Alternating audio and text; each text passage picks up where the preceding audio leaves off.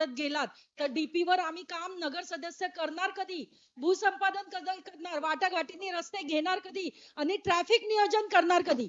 काही वॉर्डामध्ये रस्ते चुकलेले आहेत, काही वॉर्डामध्ये रस्ते अतिशय वाढवलेले आहेत, काही वॉर्डामध्ये तसेच ठेवलेले आहेत. तर हे विषय आपण कधी मार्गी लावणार आहे? काही वॉर्डामध्ये चुकीचे आरक्षण टाकलेले आहेत. हा गमतीचा विषय तर नक्कीच नाहीये. हा विषय गमतीचा तर नक्कीच नाहीये. महापौर, खरं सांगते, आमचा ट्रॅफिकचा लोड हा मासुकर कॉलनी मधला रस्ता आणि आमचा संतोषी माता चौक ते यशवंत नगर ह्या 2 रस्त्यांवरच येतोय. त्यात आमच्याकडे कोर्ट आणून ठेवलेले.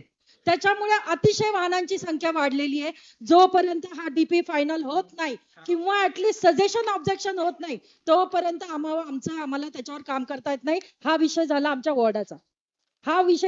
वॉर्डाचा. अख्खं शहर एवढं मोठं आंदोलन करतंय. एक तर हा डीपी रद्द करा किंवा मग लवकर ह्याच्यावर निर्णय घ्या.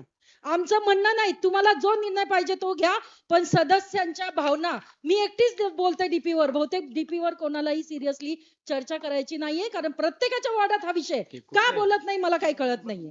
पिंपरी कॅम्पात हा विषय अडलेला आहे. सगळ्यामध्ये ह्यांचे स्मार्ट सिटी झाले त्यामुळे ते जोक मध्ये घेतात.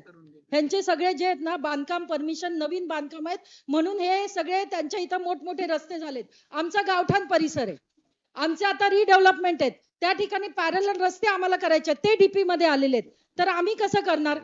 आता महापौर साहेब, मला सभागृह नेत्यांकडनं आणि चेअरमन कडनं हे पाहिजे की ही कमिटी तुम्ही कधी स्थापन करणार आहे आणि सजेशन ऑब्जेक्शन कधी मागवणार आहे, ह्याचं एक टाइम लिमिट पाहिजे महापौर साहेब. हे एका पक्षाचा विषय नाही किंवा मी विरोधातली आहे म्हणून माझा विषय जोक मध्ये घेण्यासारखा नाहीये. एक शहराच्या विकासाच्या दृष्टिकोनातनं तुम्ही कधी कमिटी देणार आहे आणि सजेशन ऑब्जेक्शनला तुम्ही ती सुनावणी कधी